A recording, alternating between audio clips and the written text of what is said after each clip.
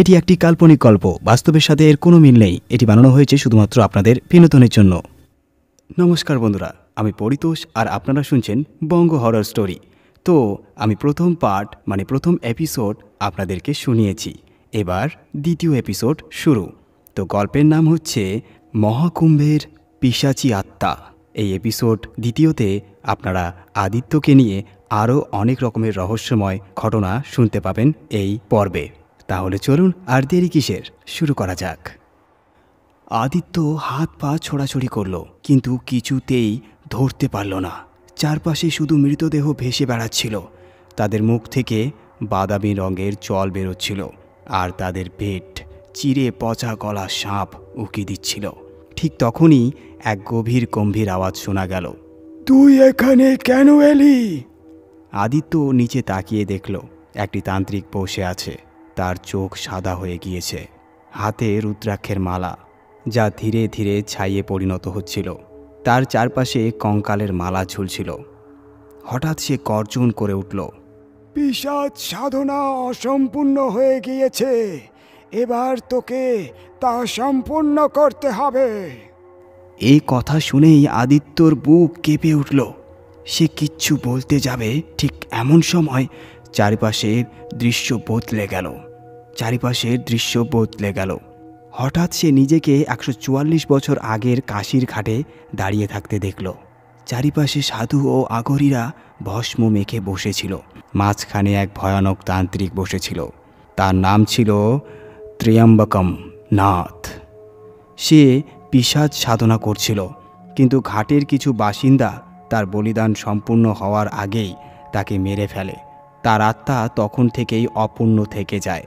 প্রতি 144 বছর অন্তর কেউ না কেউ তার জায়গা নেওয়ার জন্য অভিশপ্ত হয়। আর এবার সেই ব্যক্তি ছিল আদিত্য। এখন বাঁচার একটাই উপায় ছিল। ত্র্যম্বকম নামের আত্মা এবার আদিত্যর সামনেই স্পষ্ট হয়ে উঠল, তুমি কি আমার জায়গা নেবে? আদিত্য আতঙ্কে চিৎকার করে উঠল, না, আমাকে ছেড়ে দাও, আমি কিচ্ছু করিনি। কিন্তু তখনই তার শরীরে কালো দাগ ফুটে উঠল। নখ লম্বা হতে লাগলো, চোখ লাল হয়ে গেল। ধীরে ধীরে সে মানুষের অবয়ব হারিয়ে পিশাচে পরিণত হতে লাগল। ত্র্যম্বকম নাথ উচ্চস্বরে হেসে বলল, এখন তুইও ঘাটের অংশ হয়ে গেলি। আদিত্যর শরীর যেন ভারী হয়ে আসছিল। তার মস্তিষ্ক ক্রমশ আষাঢ় হয়ে যাচ্ছিল। মনে হচ্ছিল যেন কেউ তার শরীরকে নিয়ন্ত্রণ করছে। হঠাৎ কেউ তার পিঠে ভস্মে আঁকা ত্রিশূলের ছাপ এঁকে দিল। ও ও আ আ আদিত্য যন্ত্রণায় চেঁচিয়ে উঠল। এক আঘরী বলল, এখনো সময় আছে, নিজেকে সামলাও। কিন্তু আদিত্যর মুখ এক ভয়ানক রূপ ধারণ করেছে। তার ঘাড় এক অস্বাভাবিকভাবে বাঁকা হয়ে গেছে। ঠোঁটের কোণা দিয়ে কালচে রক্ত গড়িয়ে পড়ছে। এখন সে আর মানুষ নেই, সে হয়ে উঠেছে অশুভ শক্তির বাহক। ত্র্যম্বকম নাথ আবার হেসে উঠল, এবার ও আমাদের দলে এসেছে, কেউ ওকে রক্ষা করতে পারবে না। তার পেছনে শত শত বিভৎস আত্মা দাঁড়িয়েছিল। সকলের মুখ পুড়ে গিয়েছে, ঠোঁট সেলাই করা, আর চোখের জায়গায় ছিল গভীর কালো গর্ত। এখন আদিত্যকে বাঁচাতে একটাই উপায় ছিল, কিন্তু কি ছিল সেই উপায়? গঙ্গার ঘাটে নিস্তব্ধতা নেমে এলো। আদিত্যর শ্বাস ভারী হয়ে উঠল। তার হাতের আঙুলগুলো মোচড় খেয়ে নখর হয়ে উঠল। পিঠ বাঁকতে লাগলো, যেন সে কোনো হিংস্র জন্তুতে পরিণত হচ্ছে। আঘরী বাবা ভৈরবনাথ গর্জন করে উঠলেন, একে যদি এখানেই না রাখো, তবে এও ওই ত্র্যম্বকম নাথের মতো অমর পিশাচ হয়ে যাবে। কিন্তু আদিত্য নিজেকে সামলাতে পারছিল না। তার মধ্যে এক ভয়ানক শক্তি জন্ম নিচ্ছিল। ত্র্যম্বকম নাথ তার কঙ্কালসার আঙ্গুল তুলল, আর পেছনের বিভীষিকাময় আত্মারা ধীরে ধীরে গঙ্গার ঘাটে ছড়িয়ে পড়ল। পুরো মহাকুম্ভ বিপদের মুখে। সে আদিত্যর দিকে তাকিয়ে বিকট হাসি হাসল, এখন তুইও আমাদের একজন। এখন এই পৃথিবীতে তোর কোনো জায়গা নেই, কোনো অস্তিত্ব নেই। আদিত্যর কানে ভয়ঙ্কর ফিসফিসানি ভেসে আসছিল, কিন্তু সে জানত যদি সে পিশাচ সাধনায় অংশগ্রহণ করে তবে সে আর কখনো মুক্তি পাবে না। ঠিক তখনই আঘরি বাবা নিজের জটা থেকে এক রুদ্রাক্ষ বের করলেন। তিনি সেটিকে গঙ্গার জলে ছুঁড়ে দিলেন। রুদ্রাক্ষ জলের স্পর্শ পাওয়া মাত্রই প্রবল বেগে ঘুরতে লাগল। তারপর পুরো জল রক্তের মতো লাল হয়ে গেল। ত্র্যম্বকম নাথের আত্মা যন্ত্রণায় চিৎকার করে উঠল, না না, এই মন্ত্র না, না। ঘাটের লোকেরা আতঙ্কে পিছিয়ে গেল। কিন্তু এখন কি হবে? আদিত্য কি নিজেকে রক্ষা করতে পারবে? হঠাৎ গঙ্গার ঢেউগুলি তীব্র হয়ে উঠল। ঘাটে দাঁড়ানো লোকেরা আতঙ্কে পিছিয়ে গেল। তারপর গঙ্গার জল থেকে এক বিশাল আকৃতি বেরিয়ে এলো। সেই আকৃতি হাতে ত্রিশূল ধরে দাঁড়িয়েছিল। গঙ্গার জল থেকে উঠে আসা সেই ভয়ঙ্কর অবয়ব কোনো সাধারণ ছায়া ছিল না, সেটি ছিল মহাকালের রুদ্ররূপ। তার চোখে প্রলয়ের আগুন জ্বলছিল। ত্রিশূল থেকে জ্বলন্ত আগুনের স্রোত ঝরে পড়ছিল। আর যখনই সেই মহাকালীরূপী অবয়ব গঙ্গার উপর দৃশ্যমান হলো, পুরো ঘাট কেঁপে উঠল। ত্র্যম্বকম নাথ এই দৃশ্য দেখে আতঙ্কে কেঁপে উঠল। সে আতঙ্কিত গলায় চিৎকার করে উঠল, না, এটা কিভাবে সম্ভব? না। তার পিছনে দাঁড়িয়ে থাকা শত শত অভিশপ্ত আত্মা মাটিতে লুটিয়ে পড়তে লাগলো। তাদের চামড়া পুড়ে যেতে লাগলো। তাদের হাত দাউ দাউ করে চলতে লাগলো। গঙ্গার জল ফুটতে শুরু করলো। তারপরই মহাকালের ছায়া তার ত্রিশূল মাটিতে গেড়ে দিল। ঠিক তখনই আকাশে এক প্রবল বজ্রপাত ঘটল। কিন্তু আদিত্য তখনও কষ্টে ছটফট করছিল। তার দেহে এখন দুই আত্মা বাস করছিল, একটি মানবাত্মা আর অন্যটি পিশাচ আত্মা। আঘরি বাবা ভৈরবনাথ চিৎকার করে উঠলেন, আদিত্য, যদি নিজেকে বাঁচাতে চাস তবে ঈশ্বরের স্মরণ কর। কিন্তু আদিত্যের চোখ সম্পূর্ণ কালো হয়ে গিয়েছিল। তার মনের গভীরে শুধু একটাই শব্দ প্রতিধ্বনিত হচ্ছিল, তুই এখনো মুক্তি পাবি না, তুই এখনো মুক্তি পাবি না। এটাই ছিল ত্র্যম্বকম নাথের অভিশাপ। ঠিক তখনই মহাকালের ছায়া আদিত্যের দিকে তাকালো। তুমি কি মুক্ত হতে চাও? আদিত্যের আত্মা শূন্যে ঝুলেছিল। তার চোখ থেকে অশ্রু গড়িয়ে পড়ল। বাবা, কিন্তু কিভাবে? মহাকালের ছায়া যখন ত্রিশূল তুলে নিল এবং মাটিতে 3 বার আঘাত করল, প্রতিটি ঘাতের গঙ্গার জল আরও পবিত্র হয়ে উঠতে লাগল। ত্র্যম্বকম নাথের আত্মা যন্ত্রণায় ছটপট করতে লাগল। না, আমাকে মুছে দিও না, না, আমাকে মুছে দিও না। কিন্তু ততক্ষণে অনেক দেরি হয়ে গিয়েছিল। ত্রিশূল থেকে এক প্রবল আগুনের তরঙ্গ ছুটে এলো, সোজা গিয়ে ত্র্যম্বকম নাথের আত্মাকে স্পর্শ করল। তারপরেই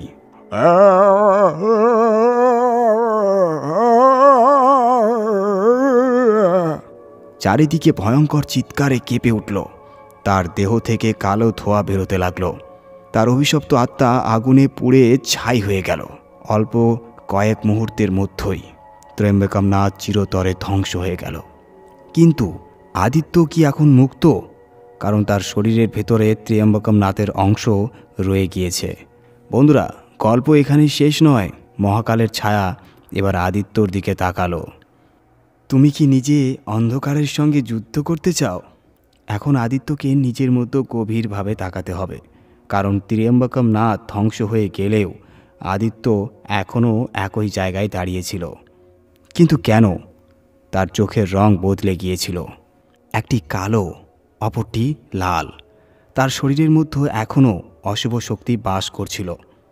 তখনই হঠাৎ তার মাথায় প্রবল আঘাত লাগল। তার শরীর সম্পূর্ণভাবে শূন্য হয়ে উঠল। সে মাটির 4 ফুট উপরে ভাসছিল। গঙ্গার জল এখনও ধোঁয়া ছাড়ছিল। কিন্তু তখনই জ্বলন্ত আত্মার টুকরোগুলি এক নতুন পিশাচের জন্ম দিল। কাটা ফাটা, পোড়া, মুখবিহীন, চোখবিহীন আত্মারা আস্তে আস্তে আদিত্যর দিকে এগিয়ে আসতে লাগলো। তুই আমাদের পরবর্তী রাজা, তুই এখন আর মানুষ নয়। আদিত্য এক বিকট আর্তনাদ করে উঠল। না। কিন্তু এখন অনেক দেরি হয়ে গিয়েছিল। মহাকালের ছায়া তখনও স্থিরভাবে দাঁড়িয়েছিল। তার আগুনের মতো দৃষ্টি শুধুই আদিত্যর দিকে তাকিয়েছিল। তোর নিজের ভাগ্য তুই নিজেই লিখবি আদিত্য। অন্ধকার তোকে গ্রাস করবে না, তুই নিজেই অন্ধকারকে ধ্বংস করবি। আচ্ছা, এখন কি করবে আদিত্য? সে দুই পৃথিবীর মাঝে আটকে গিয়েছে। সে গঙ্গার জলের দিকে তাকালো। যদি সে জলে ঝাঁপ দেয় তবে পিশাচ আত্মারা ওকে টেনে নিয়ে যাবে, কিন্তু যদি সে কিছু না করে তবে সে নিজেই পিশাচ হয়ে যাবে। ঠিক তখনই আঘরি বাবা তার কোমর থেকে একটা চামড়ার থলে বের করলেন। ভেতরে ছিল ভস্মে মাখানো রুদ্রাক্ষের মালা। তিনি উচ্চস্বরে মন্ত্রোচ্চারণ করলেন এবং সেই মালাটি আদিত্যর দিকে ছুঁড়ে দিলেন। মালা শূন্যে জ্বলজ্বল করতে লাগল, আর যখনই সেটি আদিত্যের গলায় পড়ল এক প্রবল বিস্ফোরণ ঘটল। আচ্ছা, এবার বলি কি ঘটল। তার দেহের দুই শক্তি একে অপরের সঙ্গে লড়তে লাগলো। একদিকে তার আত্মশক্তি, অন্যদিকে পিশাচের অন্ধকার। তার ভেতর থেকে শুধু একটাই ভয়ঙ্কর আওয়াজ বেরিয়ে এলো, এই শরীরের আসল মালিক তুই নয়। আদিত্য তীব্র ক্রোধে চিৎকার করে উঠল, এটা এটা আমার শরীর, আমি কাউকে দেব না। তারপরেই তার আত্মার ভেতর থেকে এক ভয়ঙ্কর বিস্ফোরণ ঘটল। আদিত্য মাটিতে আছড়ে পড়ল। তার চোখের কালো দাগ ধীরে ধীরে মুছে যেতে লাগল। তার শুধু নখ নয়, যা আগে লম্বা ও ধারালো হয়ে গিয়েছিল আবার স্বাভাবিক হতে লাগল। গঙ্গার জল এখন সম্পূর্ণ শুদ্ধ হয়ে গিয়েছিল। আকাশ পরিষ্কার হয়ে গিয়েছিল। ত্র্যম্বকম নাথের অভিশাপ ছায়া চিরতরে শেষ হয়ে গিয়েছিল। কিন্তু ঠিক তখনই এমন কিছু ঘটল যা কেউ কল্পনাও করতে পারেনি। আদিত্য মাটিতে পড়ে গেল। গঙ্গার জল শান্ত হয়ে গেল। ত্র্যম্বকম নাথের অভিশপ্ত আত্মা ধ্বংস হয়ে গিয়েছে। ঘাটের সমস্ত পিশাচ আত্মাও বিলীন হয়ে গিয়েছে। তাহলে এখন কি সমস্যা? আদিত্যর শ্বাস এখনও অস্বাভাবিক দ্রুত চলছে। তার আঙুল আস্তে আস্তে কাঁপছে। তার বুকের মাঝে এক ভয়ঙ্কর জ্বালা অনুভূত হচ্ছে। আদিত্য তার বুকে তাকিয়ে দেখল, যেখানে ভস্ম আর রক্তে আঁকা এক ভয়ঙ্কর চিহ্ন ফুটে উঠেছে। 3টি উল্টো ত্রিশূল। এটি ছিল এক ধরনের হাই ভোল্টেজ ত্রিশূল। মাঝখানে এক কালো বিন্দু। আঘরি বাবা যখন সেই চিহ্ন দেখলেন তার চোখ বিস্ফারিত হয়ে গেল। তিনি উচ্চস্বরে বললেন, এ তো মহাকালের চূড়ান্ত সংকেত। এর মানে আদিত্য এখনও মুক্ত হয়নি। হঠাৎ গঙ্গার ঢেউয়ে আলোড়ন শুরু হলো। আতঙ্কে লোকজন পেছনে সরে গেল। গঙ্গার জলের মধ্য থেকে একটি ছায়ামূর্তি উঠে এলো। কিন্তু সে ত্র্যম্বকম নাথ ছিল না। সে ছিল অন্য কেউ। সে ছিল অন্য কেউ, যে ত্র্যম্বকম নাথের থেকেও বেশি শক্তিশালী। ঠিক তখনই এক রহস্যময় গভীর কণ্ঠস্বর ধ্বনিত হলো, তোমরা ভেবেছ সাধনা শেষ হয়ে গেছে। এই কণ্ঠস্বর যেন হাজারো আত্মাকে সম্মিলিত আর্তনাদ দিচ্ছে। এই দৃশ্য দেখে আঘরি বাবা কয়েক কদম পিছিয়ে গেলেন এবং বললেন, এ তো কালান্তর পিশাচ, যার অস্তিত্ব পুরনো ধর্মগ্রন্থগুলোতে লেখা আছে।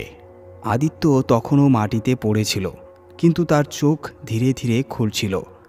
সেই কালো ছায়া দেখা মাত্রই তার শরীর জমে গেল। সেই ছায়ামূর্তি মৃদুস্বরে বলল, আদিত্য, তুমি আর শুধুমাত্র এক মানব নও, তুমি এই জগতের অংশও নও, তুমি এখন আমার অংশ। গঙ্গার ঢেউ তখনও ক্রমশ তীব্র হয়ে উঠছিল। আদিত্য তখনও মাটিতে পড়েছিল, কিন্তু তার বুকে আঁকা 3টি উল্টো ত্রিশূলের কালো চিহ্ন জ্বলতে শুরু করল। আঘরি বাবা আতঙ্কিত হয়ে চিৎকার করে উঠলেন, এ তো মহাবিপদের সংকেত। কিন্তু আদিত্য তখনও নির্বাক। তার চোখের সামনে সেই কালো ছায়া ধীরে ধীরে আকার নিতে লাগলো এবং গঙ্গার বুক থেকে উঠে এলো এক বিশাল ভয়ঙ্কর আকৃতি। তার 2টি চোখ যেন জ্বলন্ত রক্তবিন্দুর মতো দাহ করছিল। তার মাথায় ছিল খুলি দিয়ে তৈরি করা মালা। তার দেহে গঙ্গা জলের ফোঁটা নয়, বরং কেবলমাত্র কালো ধোঁয়া আবৃত ছিল। ত্র্যম্বকম নাথকে পরাজিত করা হয়েছিল, কিন্তু এখন আমি নিজেই এসেছি। আমি কালান্তর পিশাচ।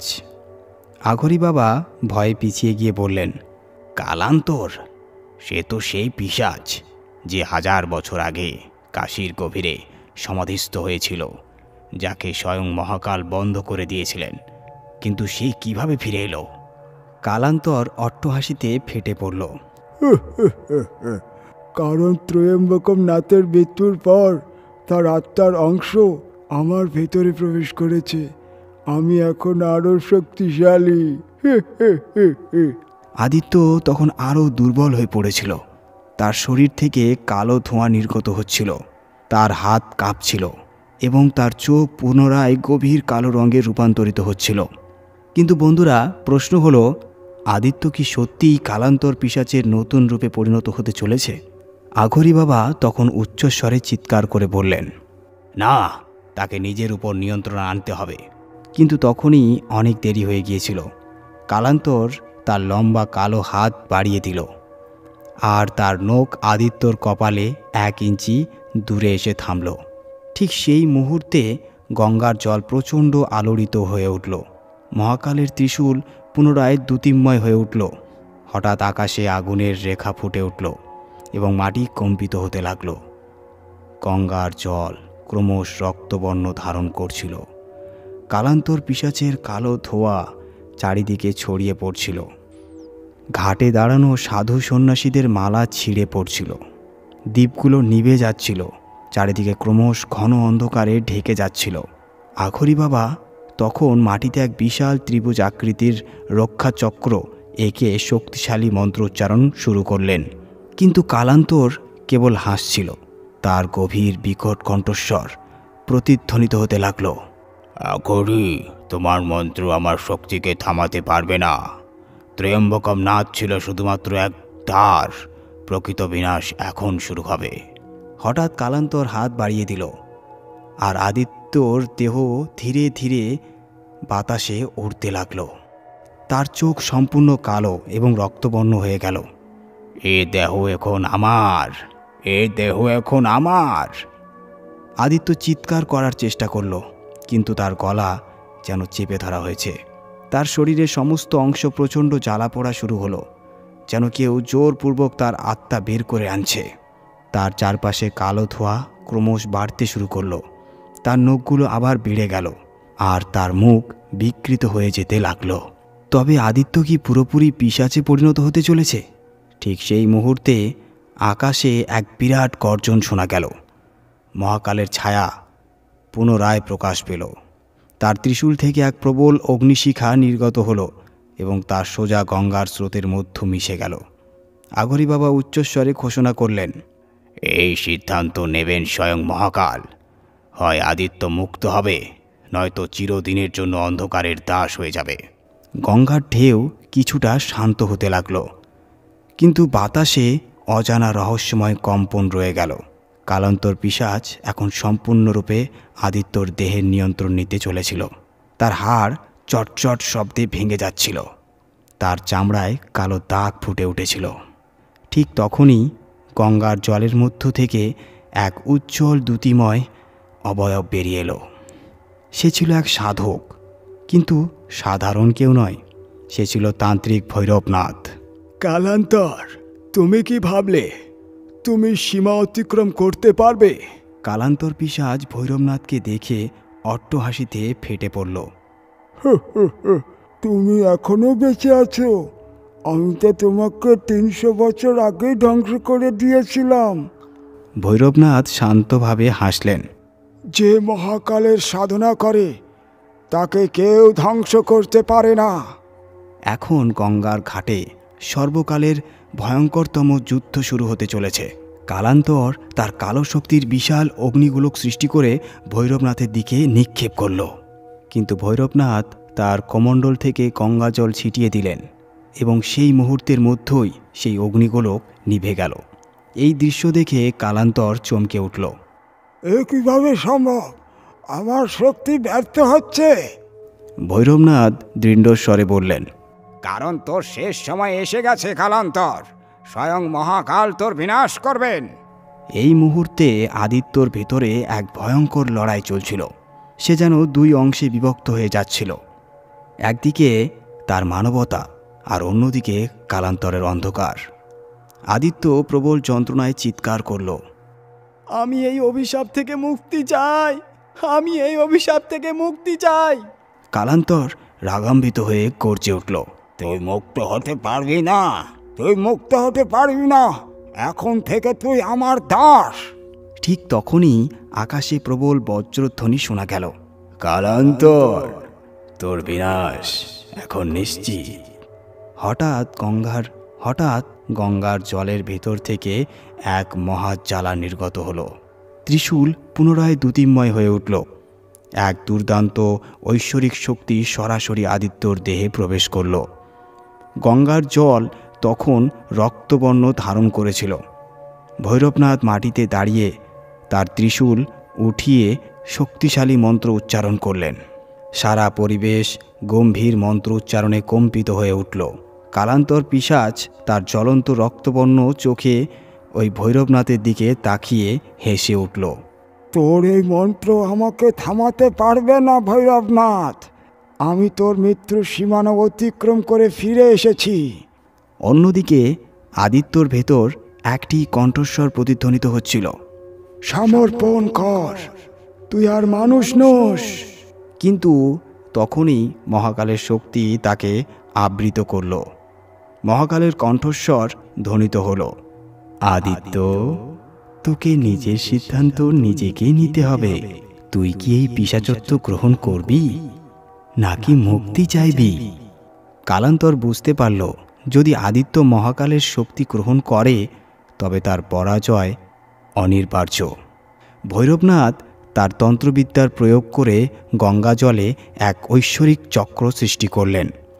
কালান্তর, এখন তোর বিনাশ অবশ্যই হবে। কিন্তু কালান্তর গঙ্গার জল থেকে ঘনীভূত কালো ধোঁয়া শোষণ করে নিজের শক্তিতে পরিণত করল। তুই কিছুই বুঝতে পারছিস না ভৈরবনাথ, আমি সেই শক্তি যাকে মহাকাল ধ্বংস করতে পারেননি, বরং কেবল বন্দি করেছিলেন। আজ সেই বন্দিত্ব শেষ হয়েছে।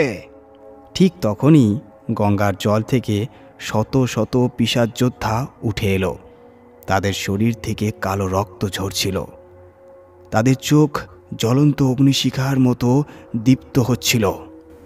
ভৈরবনাথ আবার মন্ত্রপাঠ করতে শুরু করলেন, কিন্তু হঠাৎ প্রবল বজ্রপাত হানা দিল। অন্যদিকে আদিত্য তখনও আকাশের শূন্যে ভাসছিল। তার শরীর কাঁপছিল।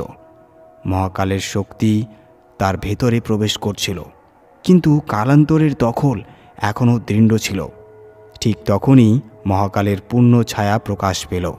ত্রিশূল পুনরায় বিদ্যুৎ সম্ভার হয়ে উঠল। কালান্তর, এবার তোর বিনাশ অবশ্যই হবে। কিন্তু কালান্তর হেসে উঠল, মহাকাল, যখন তুই আমাকে আগেও ধ্বংস করিসনি, এখনও পারবি না। তুই আমাকে কেবল বন্দি করেছিলি, কিন্তু আমি তো চিরন্তন, আমি তো কালেরই অংশ। কালের অস্তিত্ব এখনও মুছে যায় না। মহাকালের ছায়া নির্বাক রইল। তারপর ধীরে ধীরে বললেন, কাল নিজেকে নষ্ট করে না, কিন্তু যখন কেউ সীমা লঙ্ঘন করে তখন তার বিনাশ অনিবার্য। ঠিক তখনই মহাকালের ত্রিশূল থেকে এক ভয়ঙ্কর জ্বালা নির্গত হয়। সরাসরি সেই অগ্নিশিখা কালান্তরের হৃদয়ে প্রবেশ করল। কালান্তরের ভয়াবহ দেহ মুহূর্তের মধ্যেই ছায়ে পরিণত হতে লাগল। না, এটা সম্ভব নয়। তার রক্তবর্ণ চোখ দুটো আগুনের শিখার মতো দাউ দাউ করে জ্বলতে লাগল। তবে মরার আগেও কালান্তর তার সবচেয়ে ভয়ঙ্কর চাল চালল।